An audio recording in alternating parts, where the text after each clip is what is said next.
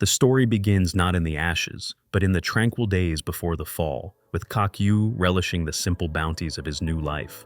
Perched atop the colossal carcass of a slain thunder dragon, a beast of legend, he savored his victory feast. The rich, sizzling meat was a delicacy unlike any other, and a triumphant roar escaped his lips as he declared it the finest meal imaginable. This magnificent kill wasn't just for him. It was a grand gift for the villagers who had welcomed him, a souvenir from his latest venture into the wilds. Soon after, he was riding a humble cart, the thunder dragon's meat carefully packed, making his way back toward Jor village, an agricultural stronghold nestled in the western lands of the Zogul kingdom. The sacred calendar marked the date as June of the year 1013. Within the village, life hummed along with its usual measured rhythm. Children's laughter echoed through the air as they chased each other in playful games, while the men attended to their various crafts and labors. At the sun-drenched entrance to the village, an elderly guard sat slumped in his chair, the picture of weary contentment. A great jaw-cracking yawn stretched his weathered face, a testament to the peaceful monotony of his duty. He grumbled to himself about a rumbling hunger, his thoughts interrupted by the familiar clatter of an approaching cart. Peering into the distance, his eyes lit up, and a broad grin spread across his face as he shouted a name with familiar warmth. Kakyu! From the cart, the protagonist waved with equal enthusiasm, a playful glint in his eye. He called back, cheekily asking the old man if he was still managing to stay alive. The guard, whom Kakyu affectionately called Grandpa, scoffed at the question, boasting that he was still brimming with vigor, even in the dead of night. As Kakyu hopped down from the cart, the old guard playfully told him to stop with his teasing, which only made Kakyu imagine it all the more, earning a hearty laugh in response. True to his habit, Kakyu retrieved a coin and offered it to the guard, calling it his entrance fee. But Grandpa waved it away, his voice booming as he insisted it wasn't necessary. After all this time, Kakyu was no longer a stranger. He was one of their own, a cherished member of their community. Kakyu, however, maintained a serious expression. He gently insisted that rules were rules, explaining his philosophy that a rule was like a promise one makes to oneself. And for him, a promise was a sacred thing, something to be kept until the very end. Later that day, the entire village was alight with celebration. A massive feast was underway, the air thick with the savory aroma of roasted meat that Kakyu had generously provided. Villagers gathered around crackling fires, their faces glowing with happiness as they partook in the bounty. One man raised his mug high, his voice thick with satisfaction as he declared the food absolutely delicious.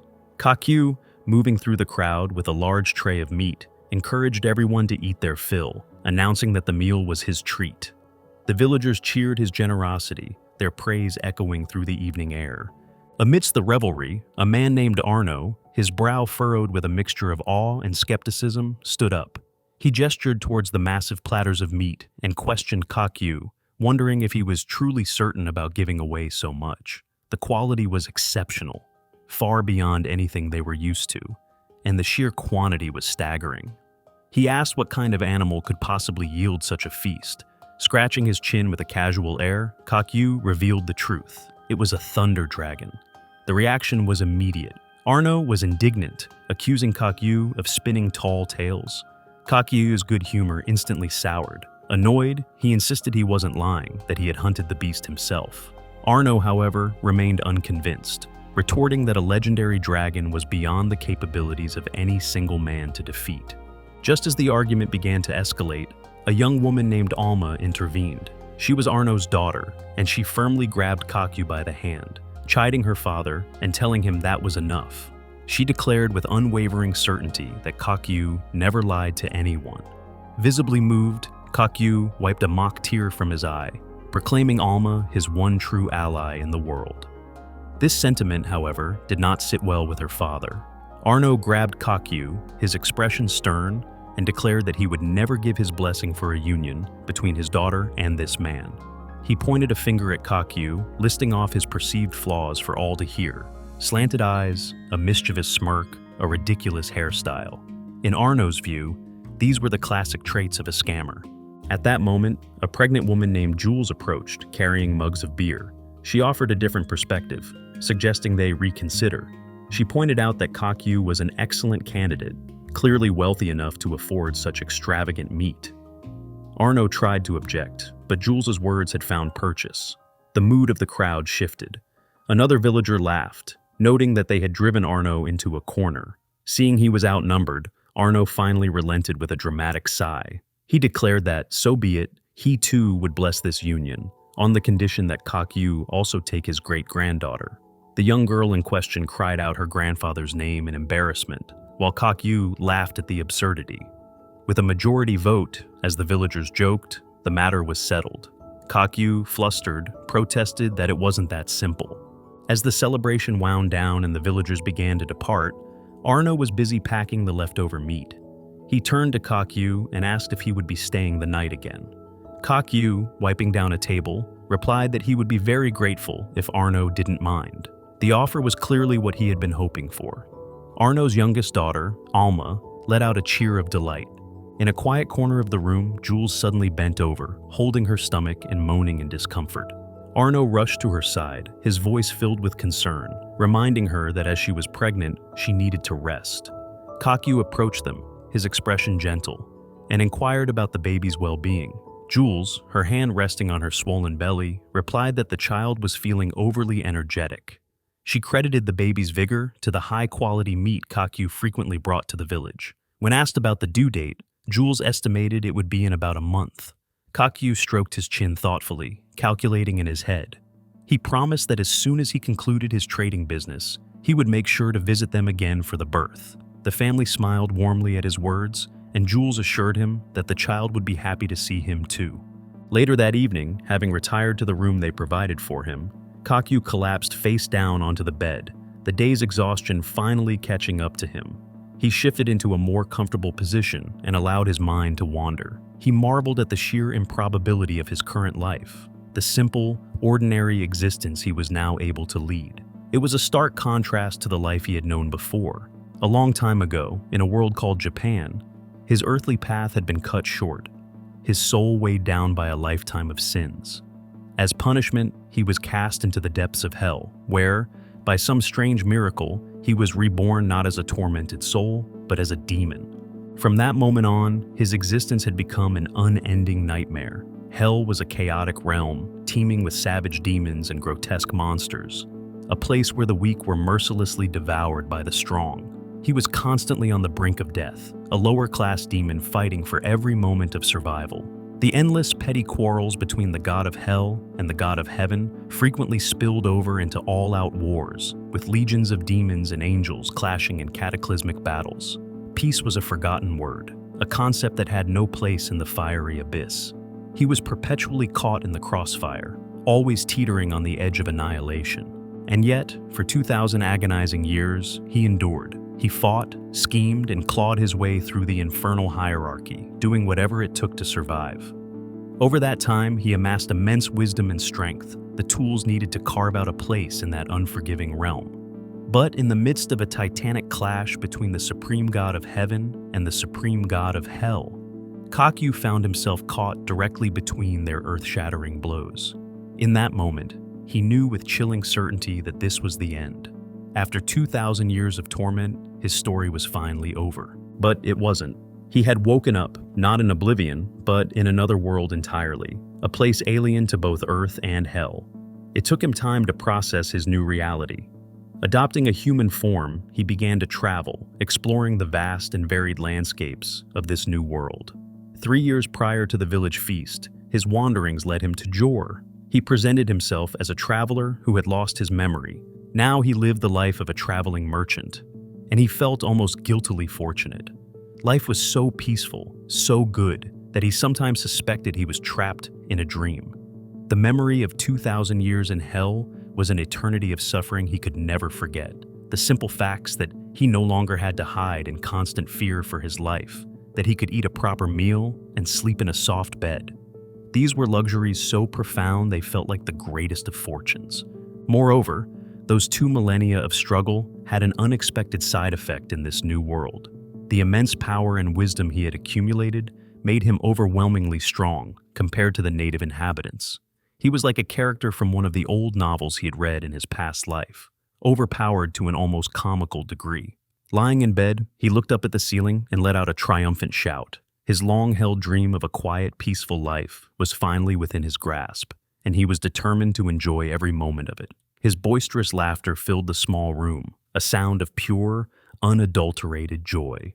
Just then, the door creaked open, and Alma entered, carrying a pitcher of water. She looked at him with surprise, catching him in his moment of private celebration. He quickly cleared his throat, a touch embarrassed, and asked Alma why she had come.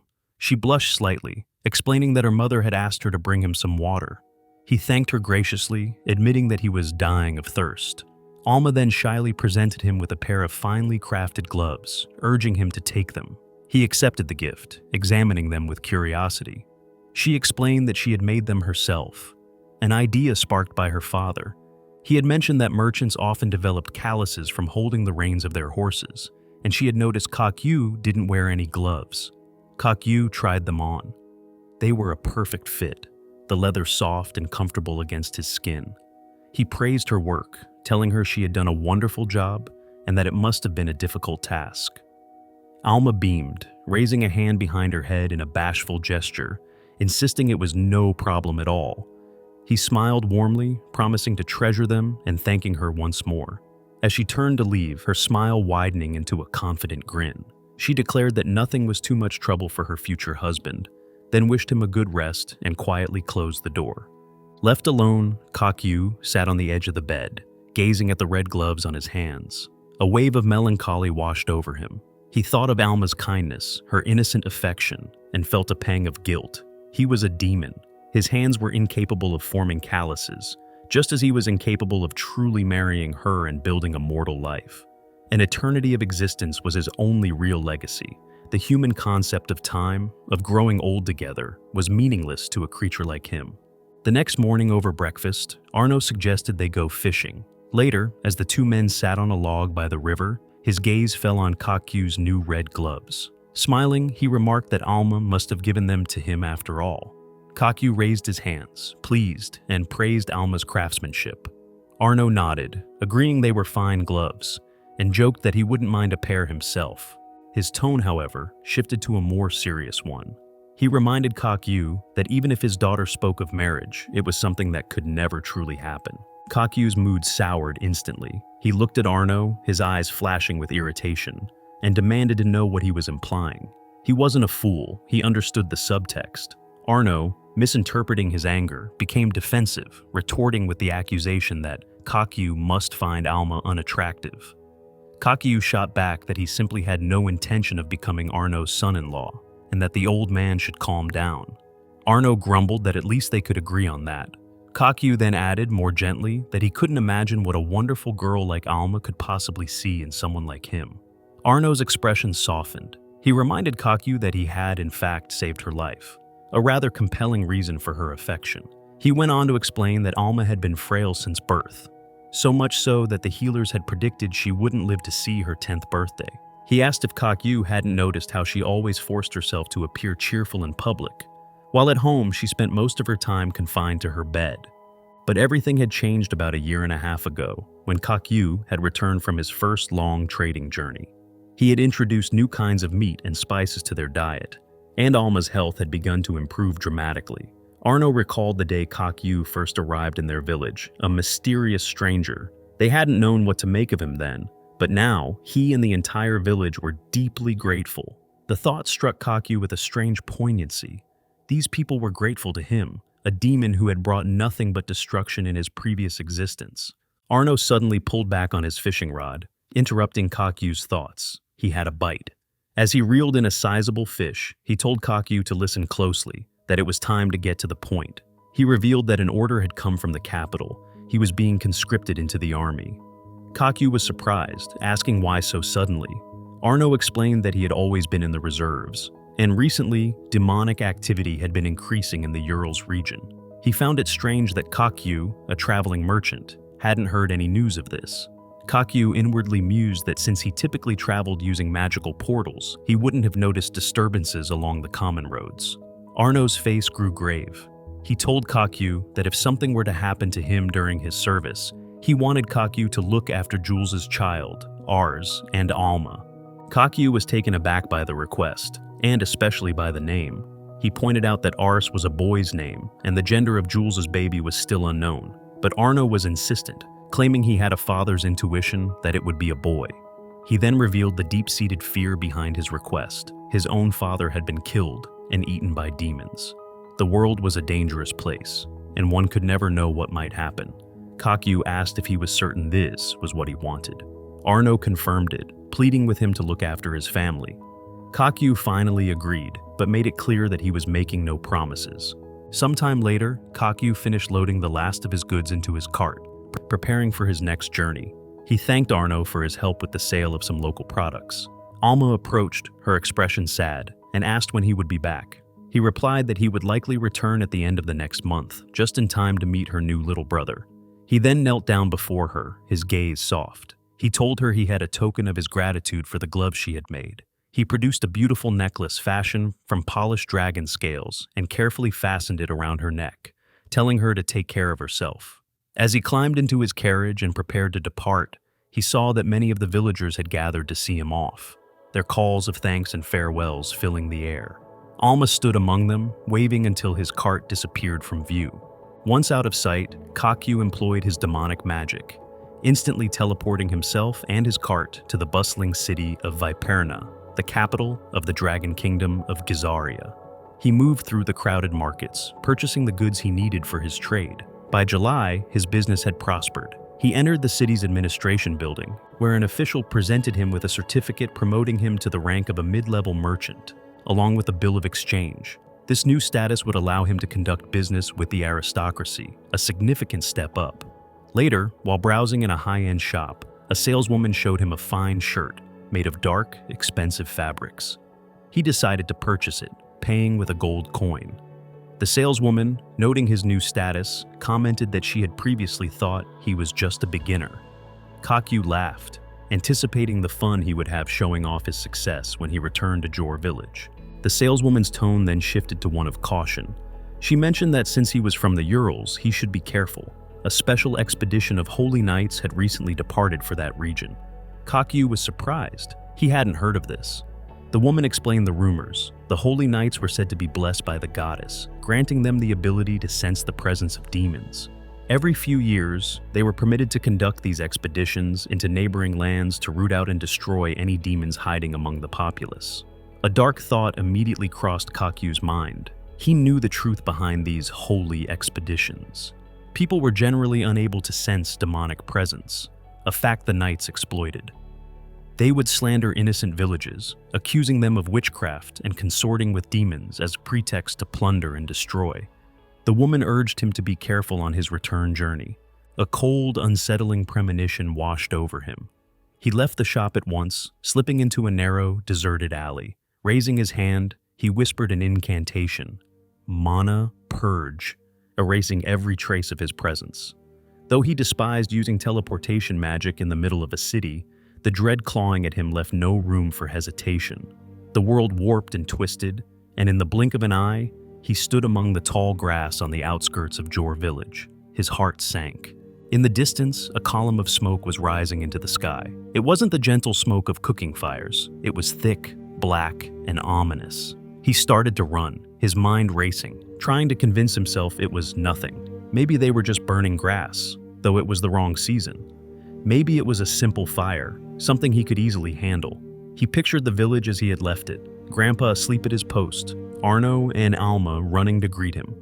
But the reality that met him was a wall of roaring flame. The village was an inferno. As he stumbled forward, the horrific scene unfolded before him.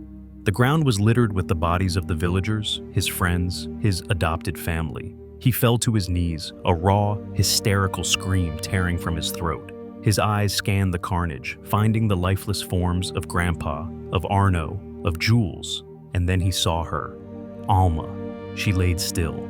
"Who did this?" he roared into the fiery night, his voice cracking with anguish.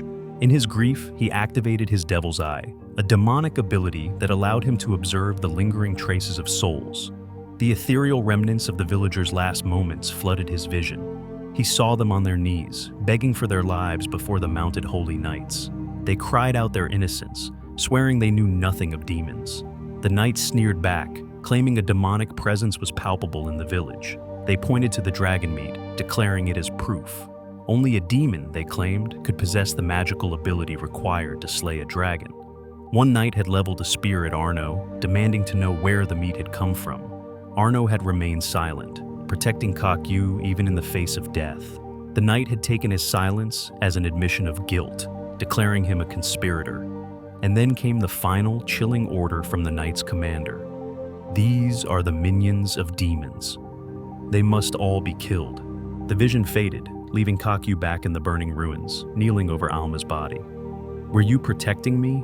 The pain was a familiar one. In his human life, long ago, he had watched his own father die, helpless to save him. Now, after millennia, that feeling of utter powerlessness returned, a bitter poison in his soul.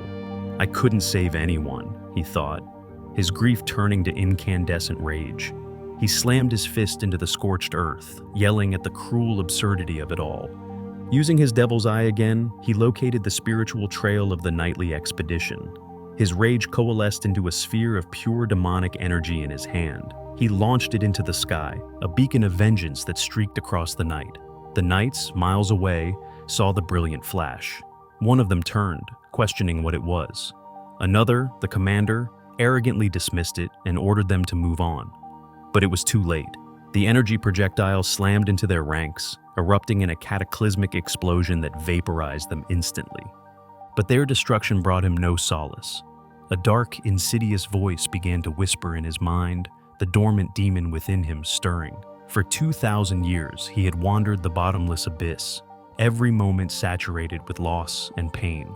He had become a monster, devoid of humanity, a creature who defiled souls and devoured flesh, worthy only of hell. This village, this brief taste of warmth and light, had been the first casualty of his presence. He had planned to use them, to gather information and kill them if they interfered.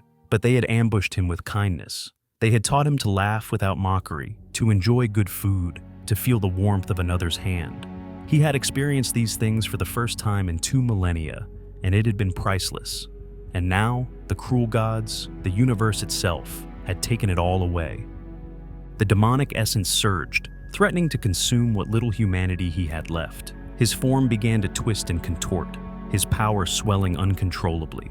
The voice in his head grew louder, reminding him of what he truly was. He tried to resist, to cling to the memory of the man he had been, but the despair was too great. Throwing his head back, he let out a terrible, unearthly roar, a sound of pure agony and rage. He was the devil. As his body transformed into a monstrous shape, a fleeting memory of Alma flickered in his mind. He remembered her holding his hand, her unwavering belief in him. He knew he was disappointing her, that he could no longer stop this transformation. This was his true nature. He knelt in the ashes of his broken dream, all hope seemingly extinguished. For him, they had been the only family he had ever known. He felt ethereal arms wrap around him, a comforting presence, and a soft voice telling him to listen. And then he heard it, a faint sound cutting through the roar of the flames and his own inner turmoil. It was the cry of a baby. His demonic transformation halted, receding as he followed the sound. He found a small wooden box, miraculously untouched by the fire. Inside, nestled among blankets, was a tiny, crying infant. And around the baby's neck was the very dragon-scale necklace he had given to Alma. He remembered his conversation with Jules. The baby wasn't due for another month. Had a month already passed? He remembered Arno's insistence that the child would be a boy named Ars. He remembered Arno entrusting the future of his family to him. With trembling hands, Kakyu gently lifted the child from the box.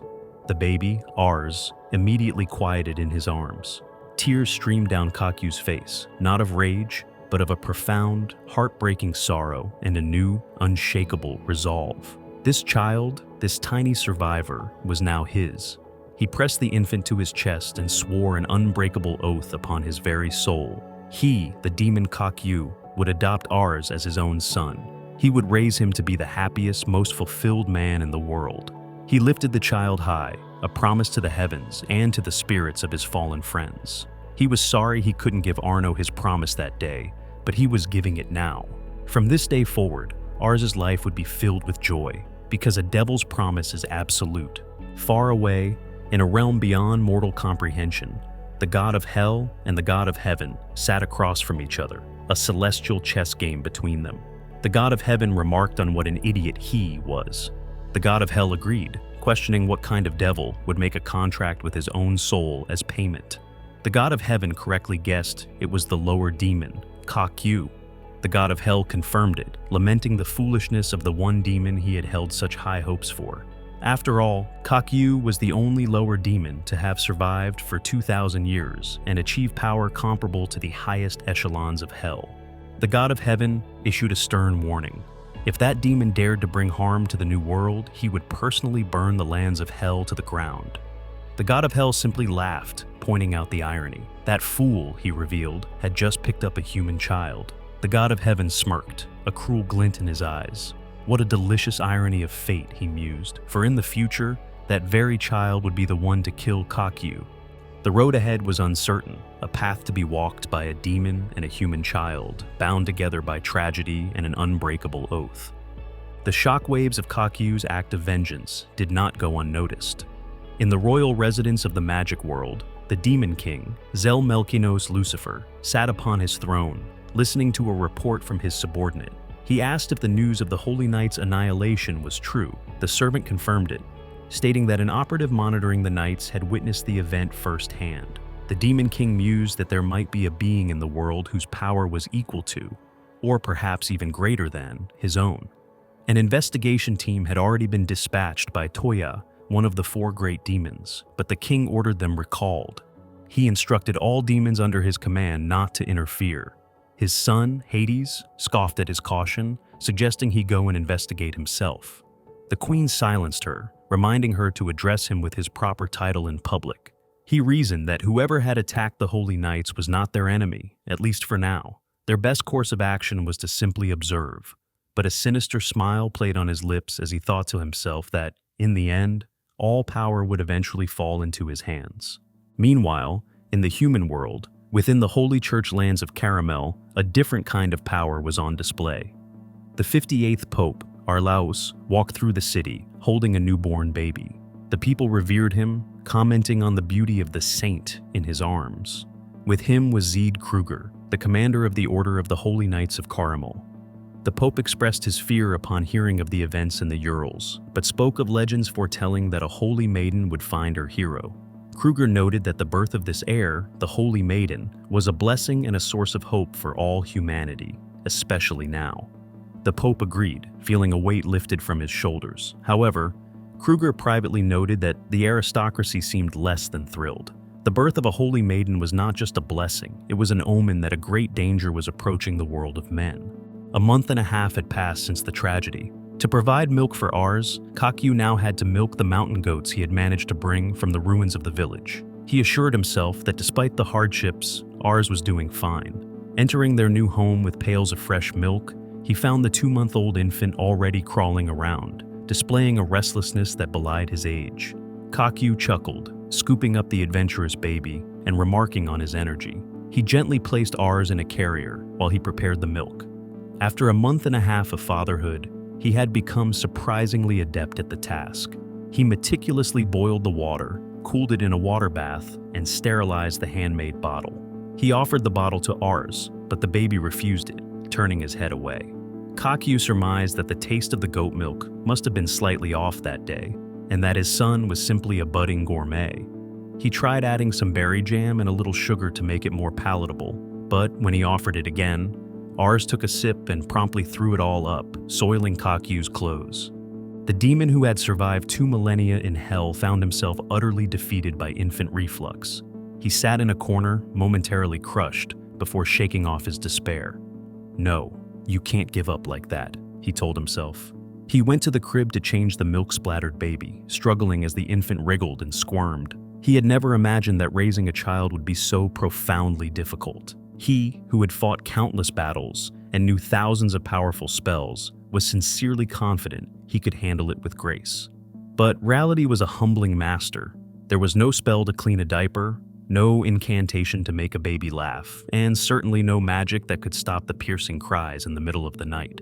He concluded that mothers were the true heroes of any world. Later, with Ars finally asleep, Kakyu folded his arms, a sense of relief washing over him. He admitted to himself that raising a child sometimes felt more arduous than hell itself, but a single glance at that peaceful, sleeping face was enough to restore all his strength and resolve. He wished Jules and Arno could see their son, a bittersweet thought that brought a lump to his throat. As he drifted off to sleep himself, an inner voice, a manifestation of his new parental duties, roused him. When the baby sleeps, it's time for housework. Laundry, chopping wood, tending to the animals, working in the garden. The list was endless. He also took a moment to introduce their new circumstances. He and Ars had moved from the Ural Kingdom, crossing the sea to the southern continent, to a country called Elbrant. Their new home was an ancient, restored elven fortress carved into a rock face, hidden deep within a central forest. He had chosen this remote location for a simple reason. He had annihilated an entire squadron of holy knights, and he knew the church would be hunting for him. The lands of believers were no place to raise a child. Though he doubted they could discern his demonic nature from his magic, it was better to be cautious. It was one of several shelters he had discovered during his years of wandering. To be safe, he had reinforced the location with a powerful camouflage magic curtain, just in case anyone as perceptive as the Holy Knights came searching. It was an old dwelling, but compared to the shelters he used to build in Hell, which often crumbled into ruins by the next day, it was a palace. He mused that he might gradually expand it, perhaps one day turning it into a castle. He scratched his chin, a genuine smile on his face. A home of his own. It was something he had dreamed of for 2,000 years. Just as he was reveling in this thought, a bolt of lightning inexplicably struck the house, tearing a hole into the ceiling. His first thought was for Ars. He rushed into the room, scooping the baby into his arms, relieved to find him unharmed. He looked up at the hole, puzzled. There had been no storm. Then, Ars sneezed, and another small bolt of magical energy shot from him, confirming Kakyu's suspicion. Ars possessed magical abilities from birth. The only logical explanation was the dragon meat. For a year and a half, he had regularly supplied the village with it, and Ars was the only child born during that period. The magical energy from the consumed dragon must have affected the fetus, resulting in a child with a human body, but the magical power of a dragon. It was his fault. This terrible inheritance meant Ars would likely never be able to live a normal life in human society. Realizing that Ars would need more companionship than just him, Kakyu decided to create some help. Using his magic, he cloned several miniature versions of himself, creatures he called mini Kakyus. In Hell, these small, controllable constructs were useless for combat, but he reasoned they would be perfect for household chores. He began to train them, but the process was not without its hiccups. When one of the mini Kakyus made a mistake, Kakyu, controlling it remotely, felt the urge to punch it, a strange sensation that told him that they needed more training. He sighed. It seemed he was back to raising Ars alone. But compared to the constant chaos of Hell, he thought, raising one child should be a walk in the park. He looked at his son, his fists clenched with determination, and declared that he would do everything in his power to raise Ars to be the best person in the world. The following 2 weeks were a grueling test of that resolve, a relentless cycle of feeding, changing diapers, and sleepless nights. Ars's magical outbursts were becoming more frequent and destructive. A cough could cause an explosion. A laugh could summon a hurricane. A simple pee could unleash a powerful geyser of water, and his cries were often accompanied by a full-blown thunderstorm. Kakyu, utterly exhausted, longed for just a single hour of uninterrupted sleep. One night, he collapsed by the bed, stroking his son's hair as he finally drifted off. He dreamed of his past life in Japan, a heated argument with his father. He had wanted to stay in his school to earn his own money, but his father had insisted he focus on his studies, that he was doing it all for his son's future. He had screamed back that he hadn't asked for any of it before slamming the door. The dream shifted, and he woke with a start, rubbing his eyes. The room was in disarray, and to his horror, he saw goblins. He quickly cut them down before frantically checking for Ars, but his son was gone. A cold panic seized him. Kidnapped. He cursed his own exhaustion. He had been so worn out that he hadn't even noticed them breaking through his protective circle. What kind of father was he? Using his devil's eye, he located Ars's soul trace and sprinted into the forest, his heart pounding with fear. Deep in the woods, he found a shocking scene. A family of goblins lay dead or dying, and standing over them was a dark elf girl with a slave collar around her neck. In one arm, she held Ars. With her other hand, she was calmly strangling the last remaining goblin. Ars saw him and cried out, "Dad!" The elf girl and her companion, a man named Sibus, turned in surprise.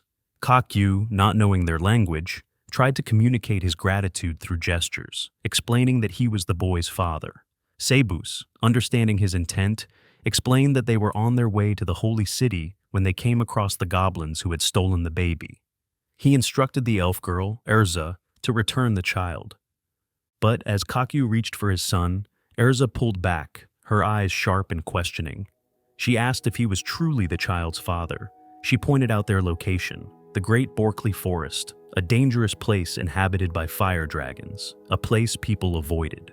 A single, lightly dressed foreigner with a baby seemed more like a kidnapper than a parent.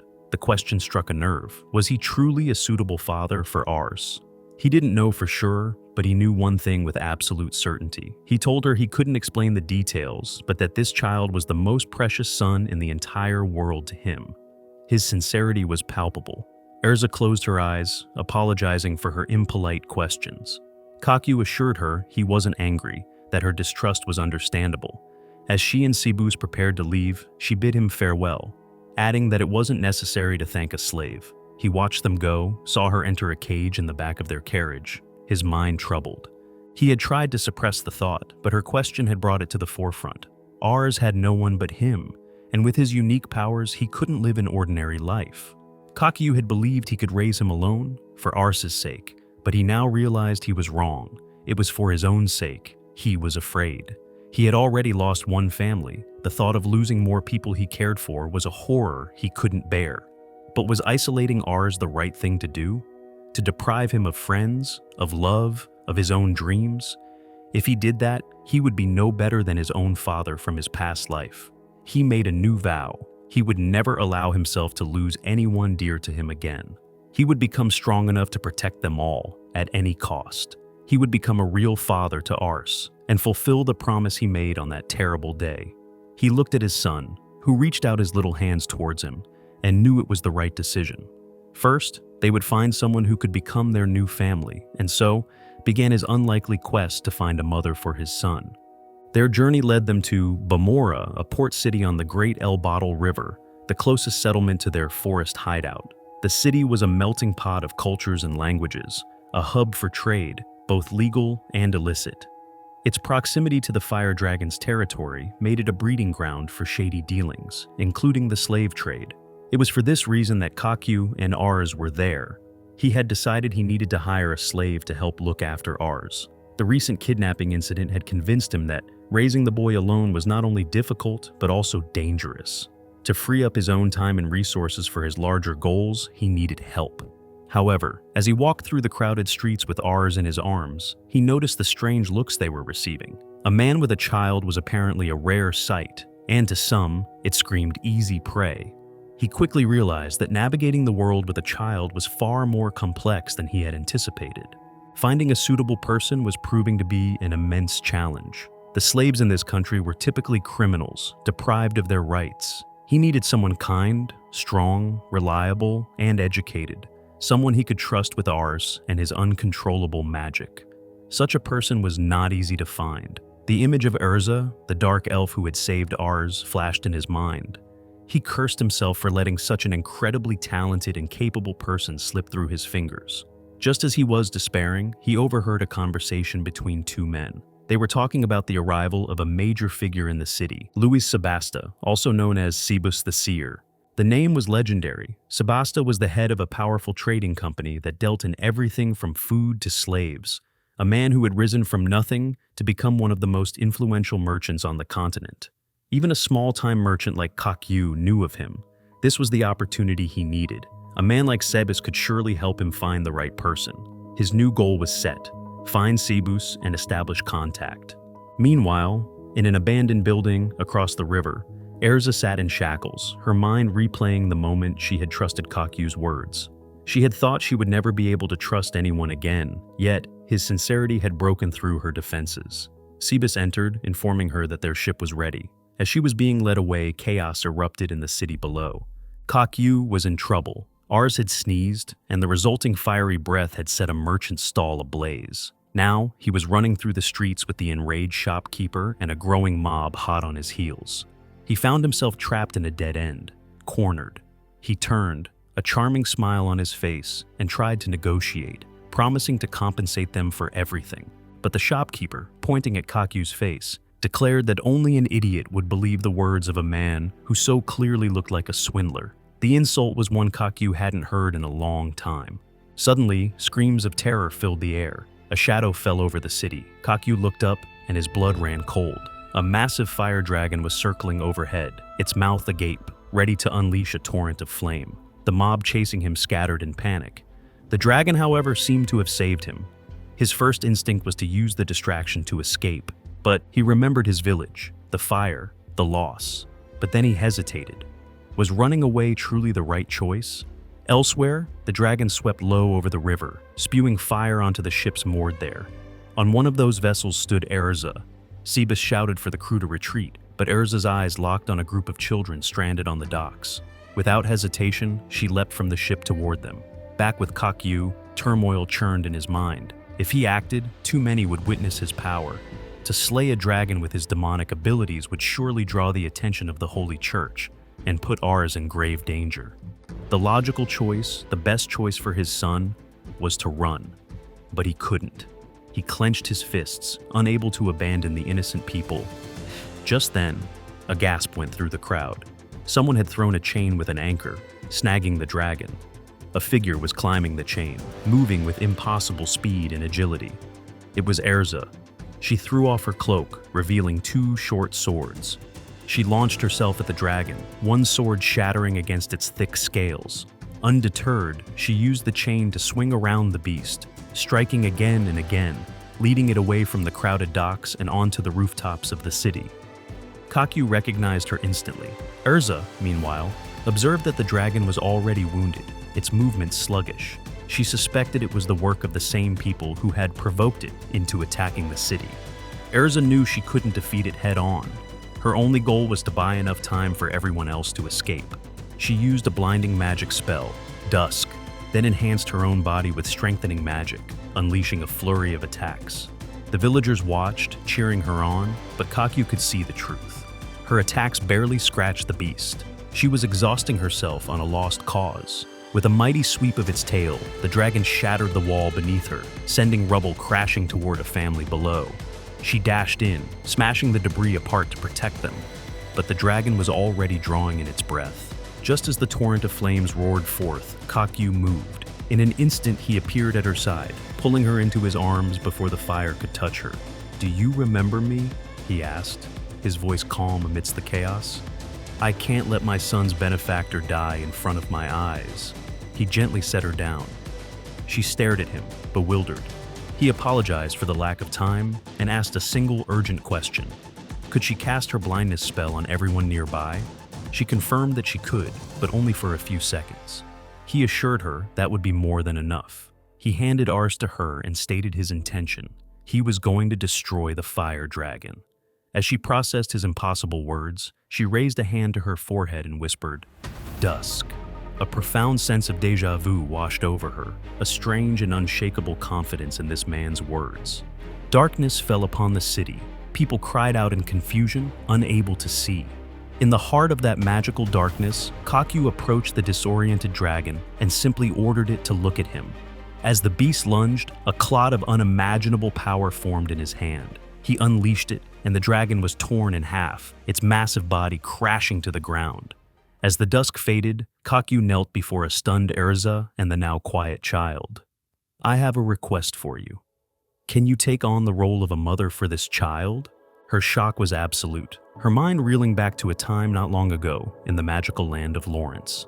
She had been Erza of the Dusk, a loyal servant of the royal court, entrusted with a secret mission by Prince Yahello. She was to eliminate a merchant from the Dark Guild during a secret meeting with an aristocrat. She had carried out her orders, plunging her sword into the target, only to hear a familiar, horrified voice ask, "Why, Erza?" It was not a merchant, it was the king. In the courtroom, her fate was sealed: slavery. She cried out that it had been a secret mission, that she was told her target was a guild merchant. But Prince Eliud, the very man who had given her the order, coldly denied it, claiming he had been in another kingdom that day. It was a conspiracy. Someone had impersonated the prince, framing her as part of a plot against the king. As she was dragged away, she had pleaded for someone to investigate, to listen to her. But no one did. In her cell, she had learned the Singh had fallen into a coma, but was at least alive. She had been deceived, her loyalty twisted into a tool for treason. She had sworn to protect the king, whom she revered as a father, and she had been tricked into harming him with her own hands. It was an unforgivable sin. It was on her journey to be sold as a slave, under the care of the merchant Sibus, that she had encountered Kakyu and saved his son. And now, this enigmatic man was kneeling before her, in the middle of a ravaged city. In the present, back in the port of Bamora, the weight of his question hung in the air. Kakyu himself was wrestling with his own impulsiveness, wondering what kind of nonsense he was spouting. Their intense moment was interrupted by the arrival of Sibus, who called out Erza's name. He saw them kneeling, hands almost touching, and apologized for the intrusion. As the townsfolk began to gather, marveling at the dead dragon, Sibus asked Erza if she was the one who had slain the beast. She quickly denied it, giving the credit to Kakyu, but Kakyu stopped her and confirmed it was something else, describing how the world had gone dark and a terrifying roar followed as the dragon was torn apart. He claimed it must have been some incredible natural phenomenon, perhaps a meteorite. Sibus then turned his attention to the rescued children, confirming they were illegal slaves, lacking the magical seal that all legitimate slaves possessed. Erza rushed to comfort the frightened children while Sibus pondered what to do. He would take the children to the holy city, but Erza's fate was now intertwined with this mysterious man, Kakyu. Sibus, ever the merchant, asked Kakyu directly if he intended to purchase Erza as a slave. Kakyu agreed, but said he needed to clarify something with her first. He turned to her, formally introducing himself as Kakyu, a merchant from the Ural Kingdom. He repeated his request, his voice sincere. He wanted her to become Arsa's mother, his wife. He explained that in watching her, he recognized qualities he lacked, and that he saw in her a person he could truly trust. If she agreed, he would nullify any slave contract. He didn't want a slave, he wanted an equal partner to help him raise Ars to be a happy man. Erza, her face a mask of sorrow, rejected his offer. She explained that she was a criminal, sentenced for a grave crime. Simply being freed from her shackles would not be enough to atone for her sins. Kakyu, though disappointed, accepted her answer with a sad smile, telling her it was a pity and thanking her for her honesty. Erza was taken aback by his easy acceptance. As Sibus went to prepare his ship for sailing, he asked Kakyu to look after Erza's wounds, whispering a quiet "good luck" as he handed him a first aid kit. As Kakyu tended to her injuries, he activated his devil's eye, not to intimidate, but to understand. He saw the swirling emotions within her, deep disappointment, suspicion, anger, but also a lingering loyalty. She had been betrayed by someone she trusted deeply, yet she remained composed. Her words about atonement ran deeper than simple regret. Despite her turmoil, her core was strong, a strength born from the long life of a dark elf, and a profound capacity for love. It was this strength, this love, that he desperately wanted for Ars and for himself. He finished bandaging her wounds and asked if she could hold Ars a little longer. She agreed, and as she held the child, she began to understand why she had instinctively trusted this man. He had entrusted his son to her, a stranger, a slave. It was a level of trust she had never experienced before. Kakyu then spoke again, telling her that he didn't care about her past crimes. What he knew, what he saw, was that with hands she considered defiled by sin, she had saved countless lives. He saw a person who, despite her suffering, was willing to give her life for justice. That, he told her, was the strength he and Ars needed. She tried to object, but he pressed on, questioning her definition of atonement. Was lifelong slavery, performing hard labor, and perhaps even being forced into further crimes truly a just punishment? His words struck a chord, and she broke down, tears streaming down her face. She cried that she understood, but that she couldn't simply live a happy life. She couldn't forgive herself, so she had to choose punishment. She screamed that a strong man like him could never understand her feelings. Her cries woke Ars, who began to wail. She immediately shifted into a nurturing role, shushing and rocking the baby, her maternal instincts taking over. Kakyu watched them, his expression soft. He admitted that he was strong as a beast, but that his strength was useless when it came to caring for Ars. He was clumsy, unable to even change a diaper correctly. He confessed that, in a moment of weakness, Ars had almost been kidnapped. Strength and nobility were not enough. They needed each other. He proposed a deal. He would help her with her atonement if she would help him with his child. He asked her what atonement truly meant to her. Her mind went back to the king she had served, the man she had been tricked into attacking. He had run an orphanage, seeing it as his own payment for the sins of war, for the children who had lost parents for the sake of the country. Her duty, he had told her, was to use her strength for the future of their nation. That was her justice. That was the will she had to inherit. Wiping her tears, she told Kakyu that atonement, for her, was creating a world where children could live with laughter. He extended his hand, sealing their new pact. Their interests, he said, had aligned. Erza took his hand, and he made her a solemn promise. He would never betray her. To prove his trust, he proposed an unconventional arrangement. They wouldn't just nullify her slave contract. They would enter into a new one, a mutual slavery contract. They would become each other's master and slave simultaneously. In this way, neither could ever betray the other. Cebus, amused by the strange logic, called it a contract befitting a real marriage. With Cebus as their witness, they pricked their thumbs and applied blood seals to each other's bodies. And then, without warning, Kakyu activated his teleportation magic.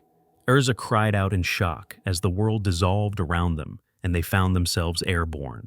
He laughed, explaining that he could fly, and with a grand gesture welcomed her to their new home. The home was the abandoned elven fortress, a hideout he had prepared. He gave her a tour, showing her his stash of monster parts and dragon bones, explaining that selling them all at once would attract unwanted attention.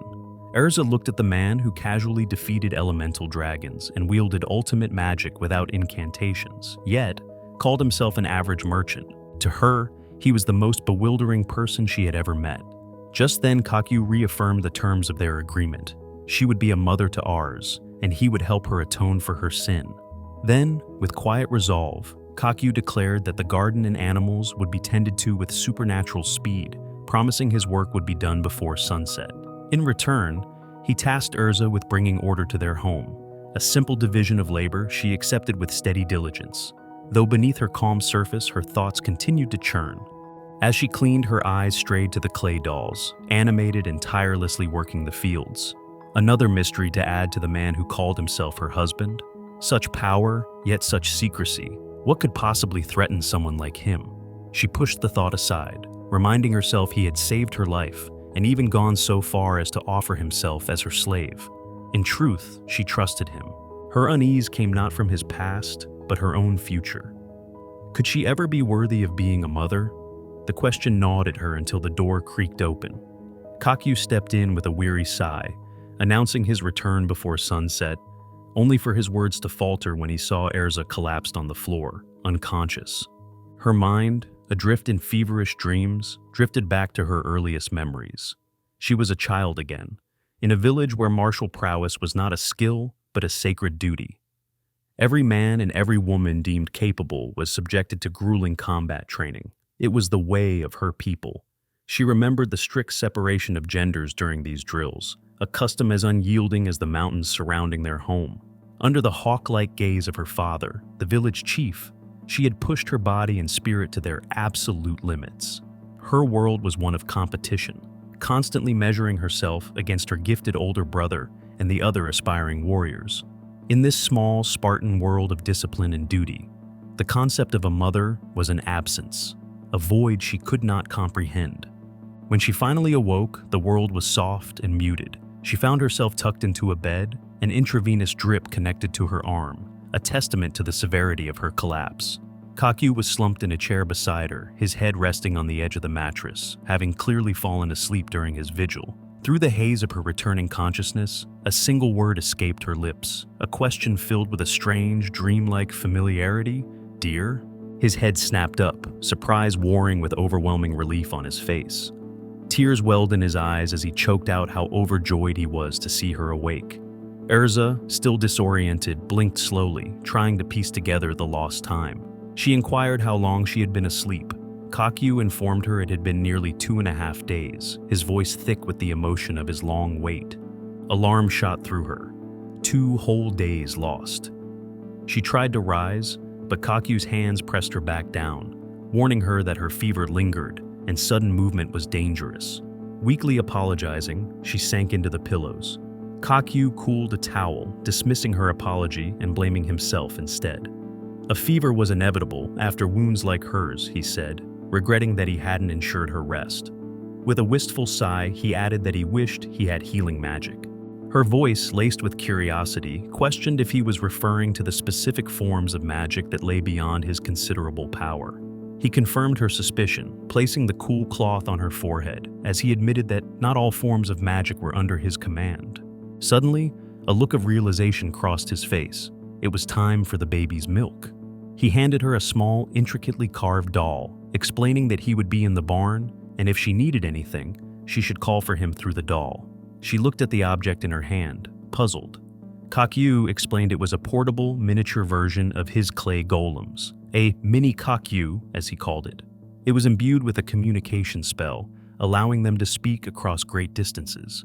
She marveled at its convenience just as he snapped his fingers with another thought. He produced a bowl of hot vegetable soup, seemingly from thin air. He proudly announced that he had prepared it especially for her, and thanks to a preservation spell, it was as fresh and warm as the moment it was cooked.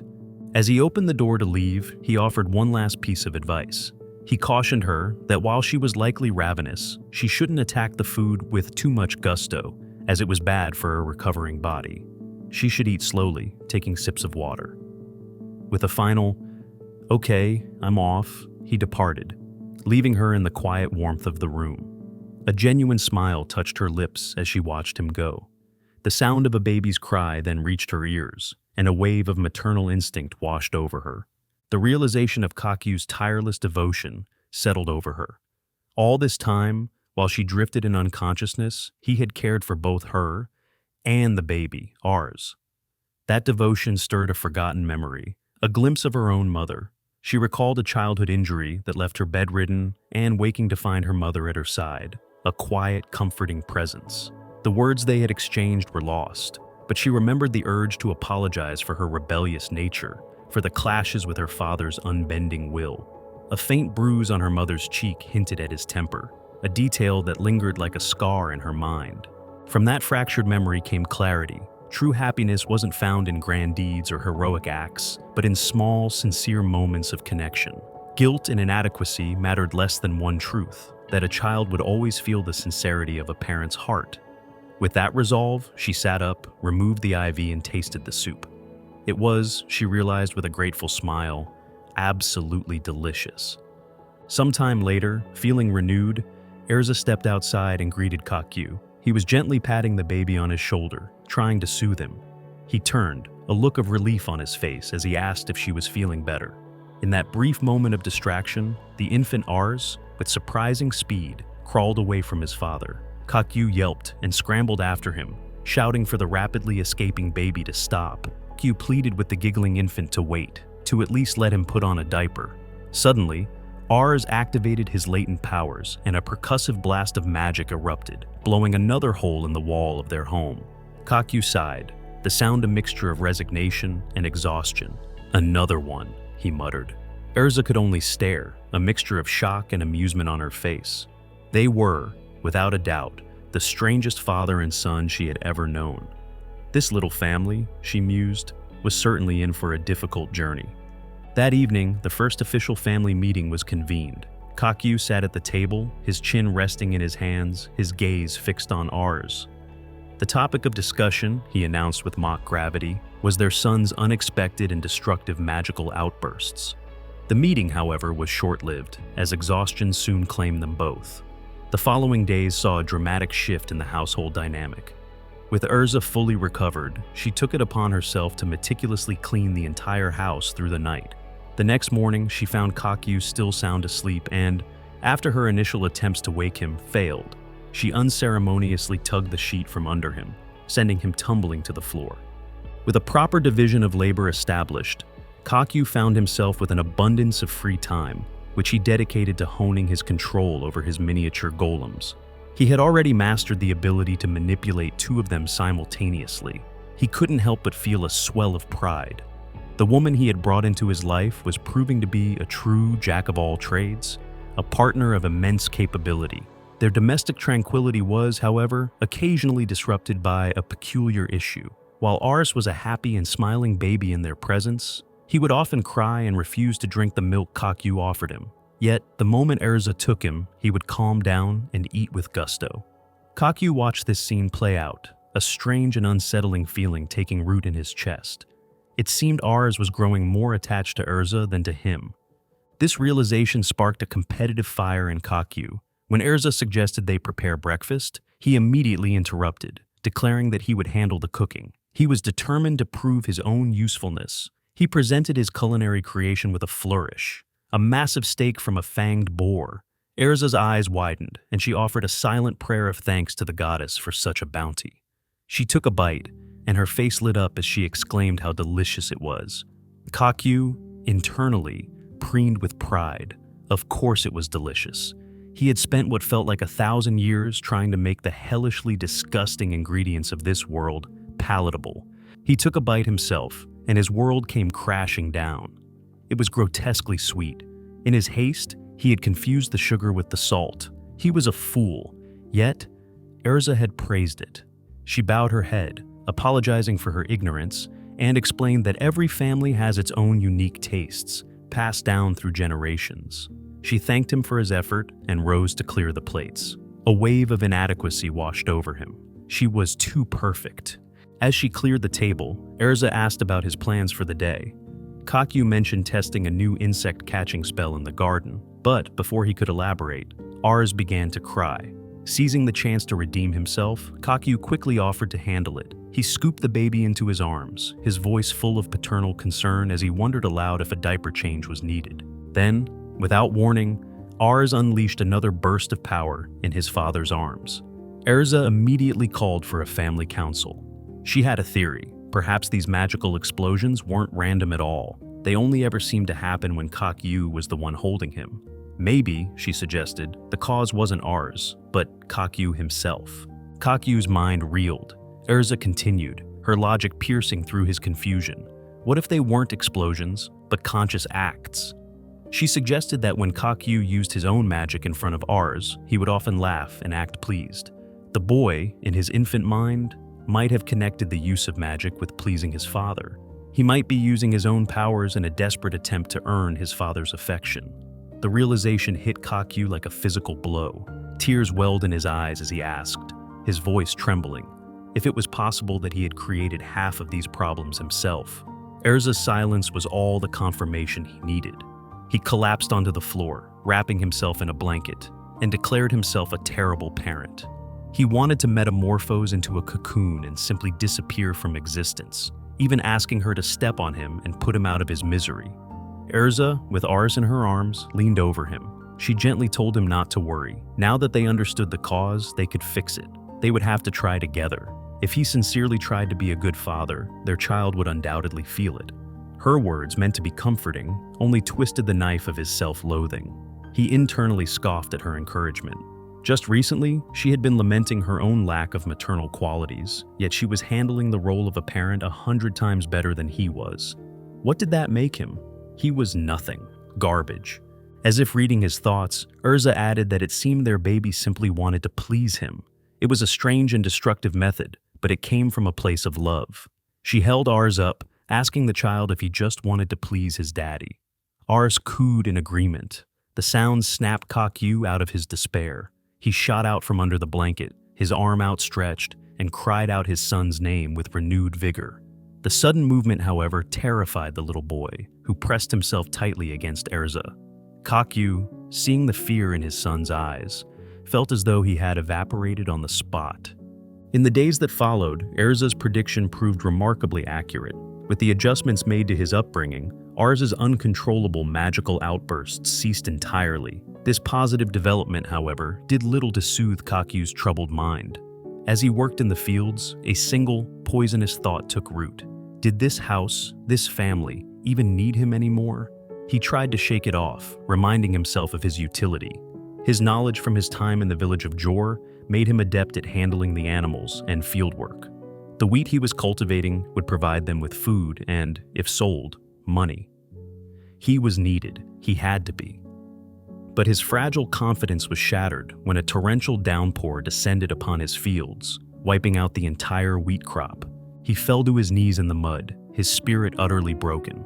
Erza, finding him there, was less than sympathetic. She pointed out that everyone in the region grew potatoes and rice for a reason. The weather was simply not suitable for wheat. His failure was absolute. Everything he touched seemed to turn to ruin. And to make matters worse, Ars did nothing but cling to Erza, a constant, painful reminder of his own inadequacy. A jealous rage, so potent it felt like bloody tears were streaming down his face, consumed him. He grabbed his head, forcing himself to calm down, to remember his true purpose. He was an ancient being with a mission. He couldn't afford to get lost in these petty mortal emotions. Pulling himself together, he announced to Erza that he would be leaving for a few days. He concocted a story about the destruction of the harvest creating a financial crisis, and his intention to establish a new business in the holy city of Ostraga. He needed to conduct market analysis, find reliable buyers, and put an end to these demoralizing failures. In Ostraga, armed with a certificate from the Northern Guild, a bill of exchange, and a letter of recommendation from the great merchant Sebastian, he found that good connections were indeed a powerful currency. The usual week-long registration process was completed in a fraction of the time. Seeking to make new acquaintances, he found himself in the company of two merchants from the country of Laurens, a brother and sister named Ryurin and Shurin. They lamented the flooding of the Elbat River during the rainy season, which rendered the ferry roads unusable. This forced them to take a treacherous bypass route through a forest, a path that had recently become even more perilous. A dragon had appeared in the vicinity, and its subsequent death had sparked a fierce territorial war between dark guilds. A particularly ruthless commander named Vitra had emerged victorious, and now the road was overrun with monsters. When Kakyu inquired about exterminating them, the merchants explained that all the nights were occupied with the water creatures that emerged during the rains. Sea travel was out of the question due to the prohibitive cost. The next day, Kakyu presented the merchants with a pair of freshly severed dragon paws. They stared in shock, confirming that they were undoubtedly from a monster.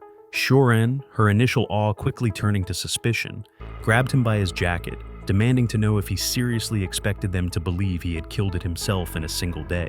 She accused him of being a swindler. Kakyu, maintaining a calm demeanor, spread his arms and explained that he had mercenary friends whom he had contacted before his arrival. They had simply delivered the trophy as planned. This lie, designed to make his incredible feat more palatable, had the desired effect. The siblings, chiding him for not telling them sooner, immediately saw the potential in his connections. When they admitted they had no money to pay him for his service, Kakyu saw his opening.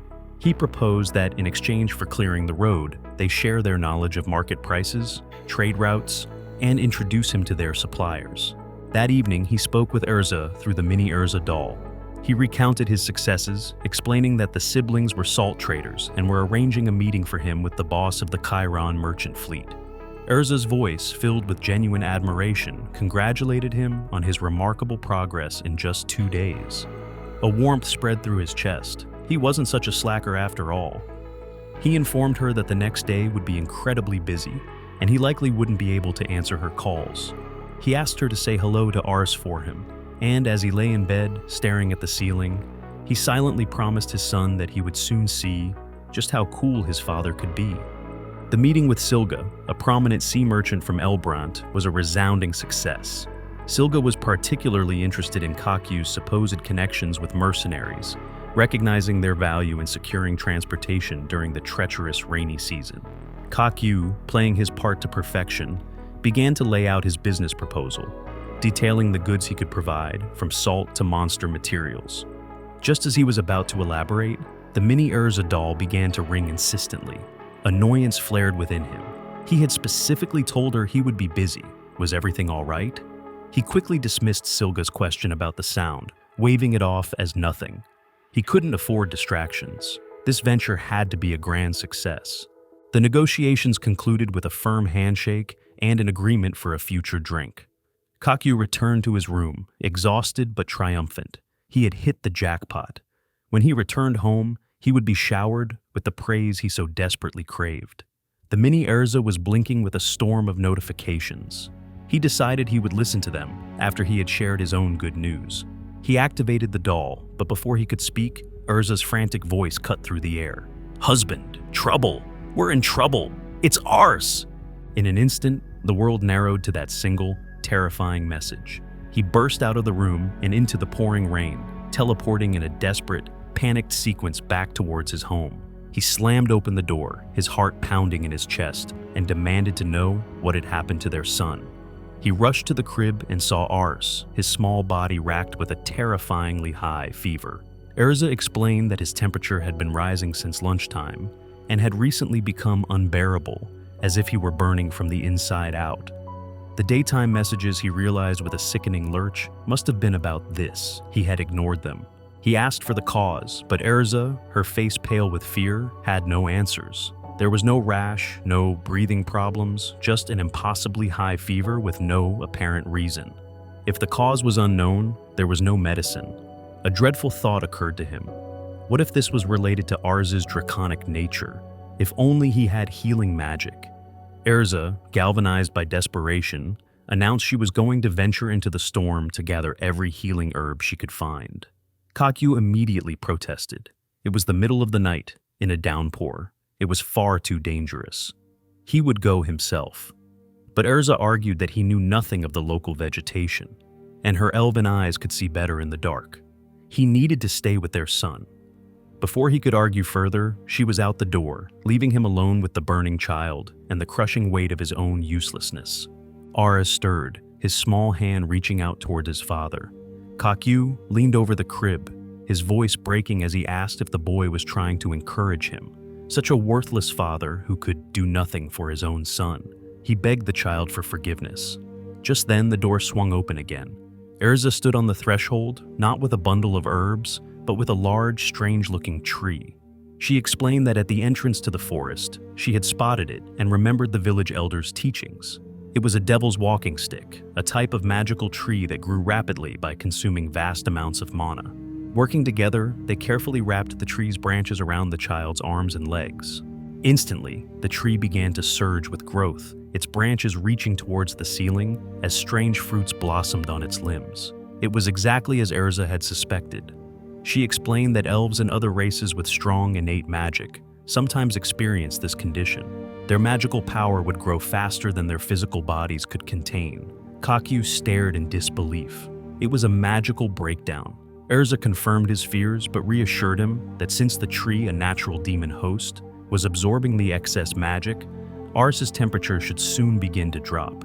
Kakyu fell to his knees, relief and shame washing over him in equal measure. He had been so consumed by his own failures, his own jealousy, that he had been completely blind to what was happening to his son.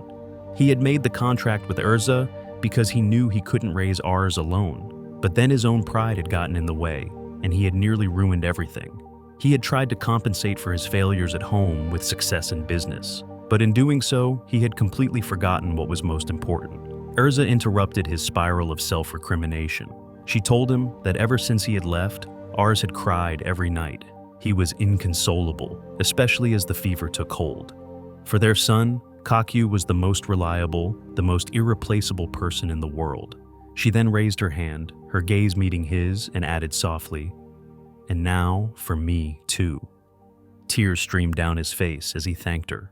The magical breakdown had likely been accelerated by their efforts to suppress his earlier outbursts, but it was an eventuality they would have to manage. In the future, they would use the devil's walking stick regularly to draw out the excess magic.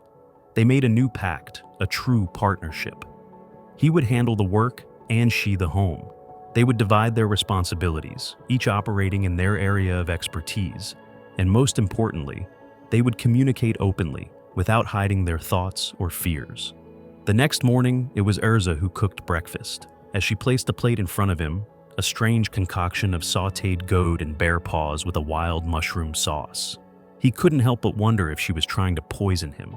He steeled himself, convinced that no matter its appearance, her cooking must be excellent. He took a bite and immediately fell face first into his plate. As his consciousness faded, he heard her cheerful voice remark that her cooking was good, but not so good that one should dive into it like a swimming pool. His last coherent thought was a solemn vow. From now on, he would be the one doing the cooking. One night, he had a vivid dream. He was sitting in a bar with his old friends, Arno and Jules, enthusiastically describing the joys of fatherhood and how caring for a child gave him a profound sense of purpose. Jules chimed in with a teasing remark, saying that all that remained was for him to perfect the image of the ideal husband. Kakyu insisted he was already making maximum efforts, but when Arno bluntly asked if he had kissed Urza yet, he faltered. He tried to explain that their relationship was based on a contract, that as a demon, he was fundamentally different, but his friends saw through his excuses. Arno correctly deduced that the great and powerful Kakyu had in fact never kissed anyone in his life. In a moment of drunken camaraderie, Arno offered to help him out, leaning in for a practice kiss. Kakyu, in his dream, panicked, shouting for him to stop. He jolted awake with a start, only to find himself hitting his forehead against Urza's, who had been leaning over to wake him. Time marched on. Ars grew quickly, a bright and inquisitive child. One day, Kakyu was tending to a newborn goat kid when Ars appeared, asking who the little creature was. Kakyu smiled, picking up his son. He explained that this was a baby goat, born that very morning, and that as his older brother, Ars should be kind to him. For Ars's first birthday, which they celebrated on the anniversary of the day Kakyu found him, they had a small party with a cake. Kakyu presented his gift, a large bilingual encyclopedia of magical creatures, complete with pictures and historical references. Urza, however, presented a counter-argument. She believed it was too early for such academic pursuits. In her village, children began practical training the moment they could walk. A debate ensued, with Kakyu accusing her of being too strict, and Urza accusing him of indulging the child too much, pointing to his scattered clothes and misplaced money as evidence of his lax parenting. Their argument was cut short by Ars, who, with tears in his eyes, declared that fighting was bad. The sight of their adorable, distressed child instantly diffused the tension, and they both reassured him that everything was fine. The next day, inspired by his new book, Ars wanted to go insect catching in the forest. As the boy ran ahead with his net, Urza mused that he took after his father. The comment sparked a flicker of a memory for Kakyu, a vague sense of having done the same as a child. Urza then said something that caught him completely off guard. She would have liked to have seen him as a child.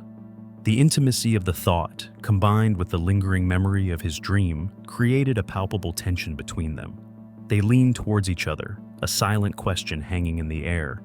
But the moment was broken by Ars, who reappeared, pointing excitedly at something in the grass. There, nestled amongst the leaves, was a baby fire dragon. Urza's immediate reaction was fear. She screamed for Ars not to get close, her mind flashing back to the destruction wrought by the adult dragon in Bamora. But Ars, remembering his father's words from the day before, proudly declared that the baby dragon was his brother. He ignored his mother's warnings and wrapped his small arms around the creature's neck.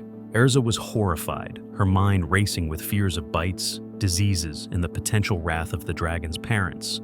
Kakyu tried to reason with her, pointing out how small it was, but his words were drowned out by her panicked objections. The baby dragon, however, seemed to sense the tension. It looked at Urza's menacing expression, turned, and flew away. Ars, his newfound friend gone, began to cry, his sobs echoing through the forest until he finally cried himself to sleep that evening. A few days later, Kakyu was in a frantic rush. A major auction was being held at sea, and he was running late. As he hurriedly pulled on his gloves, a gift from his long-lost friend Alma, one of them ripped at the seam. He cursed his luck. He couldn't go to the auction with a torn glove, but he had no time to fix it. He hung the pair on a candlestick, making a mental note to repair them the moment he returned. He yelled a hasty goodbye to Urza, instructing her not to touch anything, and bolted out the door. Urza surveyed the mess he had left behind. She knew she couldn't leave it, not with Ars around. Her eyes fell on the candlestick and the torn glove. A mischievous idea began to form. Perhaps it was time to teach her messy husband a little lesson. At the auction house in the trading city of Balur, Kakyu met up with Ryurin and Shuran. The atmosphere was thick with suspicious characters, a new development since a man named Richard had taken over.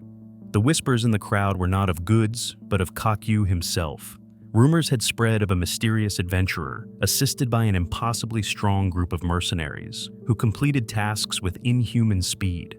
Kakyu mused that his non-existent mercenary army was becoming quite famous. When a 20-year-old bottle of wine from the Sarami Kingdom came up for auction, Kakyu stunned the crowd by bidding 10 times its starting price, securing it for 200,000. He explained to a bewildered Chiron that their wedding anniversary was approaching. Erza, a devout follower of the goddess cult, had always dreamed of visiting the sacred city in that kingdom. Since a journey was not yet possible, he hoped the wine would bring a small piece of that sacred place to her. Ryurin, impressed by his thoughtfulness, presented him with a small bag, a token of appreciation for his help. Inside was a ring with a glowing stone. Kakyu sat on the edge of the pier later that night, the ring in his hand, a trinket.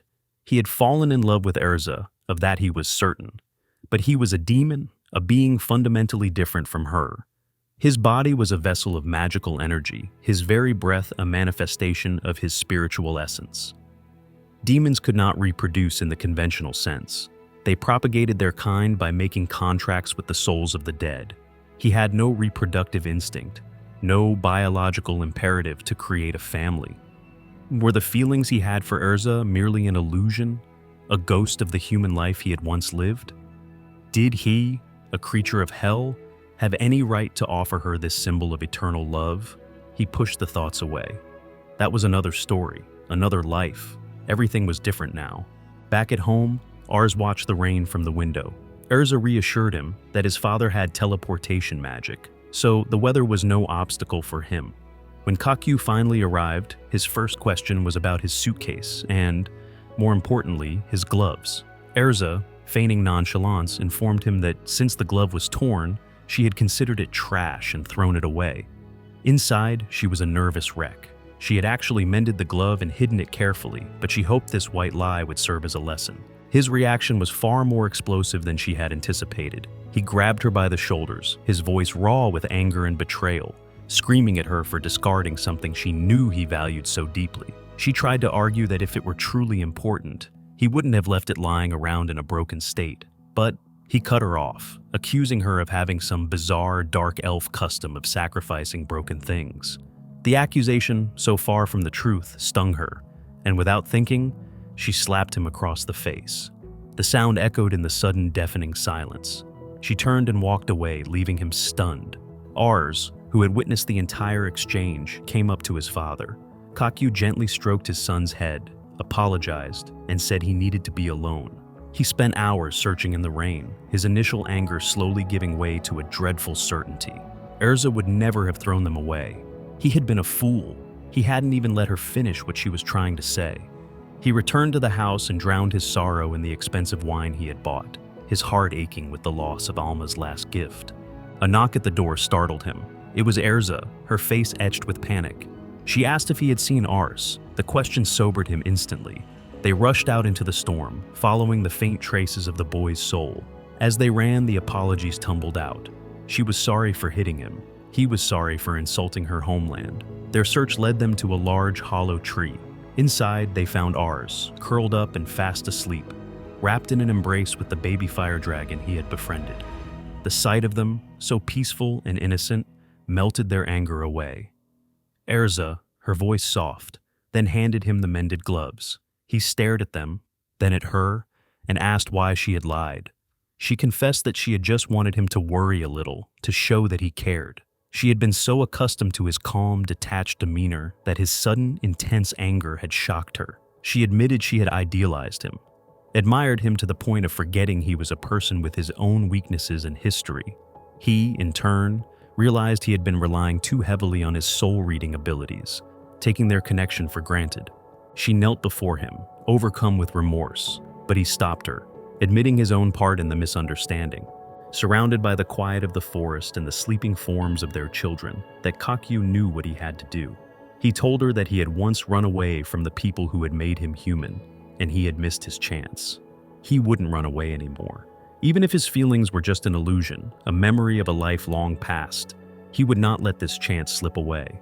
He got down on one knee, opened the small box from Ryurin, and took her hand.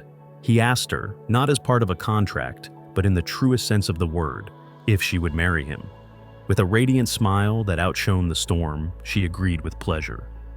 Later that night, after carefully bringing the sleeping Ars and the little dragon, whom Ars had named Bors, back to the warmth of the fireplace, they finally shared the truths they had been holding back. Kakyu confessed that Ars was not his biological son, but the child of his deceased best friend. He explained that after his friend's death, he had run away, driven by the guilt of being delayed in a fight with bandits. What he did not tell her, however, was the deeper truth. He was a demon from another world, and those bandits had in fact been holy knights. Erza, in turn, shared her own past, her time as a royal scout, her homeland, and the betrayal by the first prince that had led to her exile. There were no judgments, only a quiet understanding that deepened the bond between them. Nearly 2 years had passed since Ars had become a part of their lives. The boy was thriving, and his friendship with Bors, the fire dragon, had blossomed. He had also begun to display a remarkable talent for magic, including the rare and coveted gift of healing. Erza was immensely proud, declaring her son a true genius. It was during this time of peaceful growth that Kakyu announced their new family goal, to obtain a noble title. The path from commoner merchant to aristocrat was long and arduous, but he had 2 compelling reasons. First, their current social status was precarious, and their shadowed pasts made them vulnerable. A noble title would provide the security their son needed. Second, and more personally, he wanted the power to crush the man who had framed Erza. He believed it wasn't the first prince, but another member of the royal family who had orchestrated the betrayal to seize power for themselves. By seeking justice for the assassinated king, they would also be fulfilling the promise he had made to Erza to help her atone for her past. While they discussed their future, Ars was engrossed in a game of make-believe with Bors. Wielding a pair of sticks, he declared himself the greatest hero, Ars, ready to teach the evil demon a lesson. He charged forward, stick raised, and the dragon roared in playful response, easily batting him to the ground. Undeterred, Ars leaped up and charged again, only to be knocked down repeatedly in a cycle of energetic play. Elsa, who was hanging laundry nearby, called out to them, asking them to play in a way that wouldn't kick up dust until she finished her chore. Her husband agreed before mentioning that he would be away for some time due to business that required a great deal of work. She told him to take care of himself, and as he departed, he turned back with a raised hand, promising he would. Later, Ars brought a book to his mother and asked her to read it to him.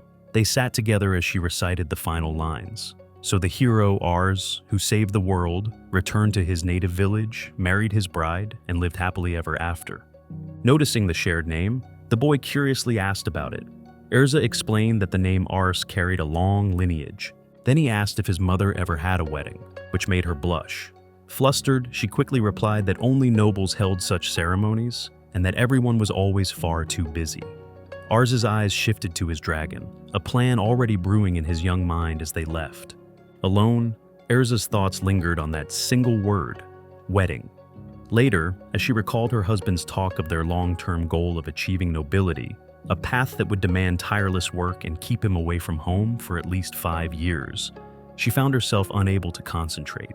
Her mind kept drifting back to the thought of a wedding, bringing another blush to her cheeks. Sometime later, while sweeping the yard where Ars and Bors were playing, she briefly lost sight of her son. Stepping out of the house, she found him standing still, staring into the distance. As she called out to him, telling him it was getting dark, he turned to her with tears in his eyes. He pointed toward a clumsy arrangement of sticks, revealing that his friend Bors was sitting amidst the failed structure. The dragon let out a soft roar. Just then, the doorbell rang. Her husband had returned. Seeing his wife and crying son, he was initially confused, but when they showed him the sticks, he understood immediately.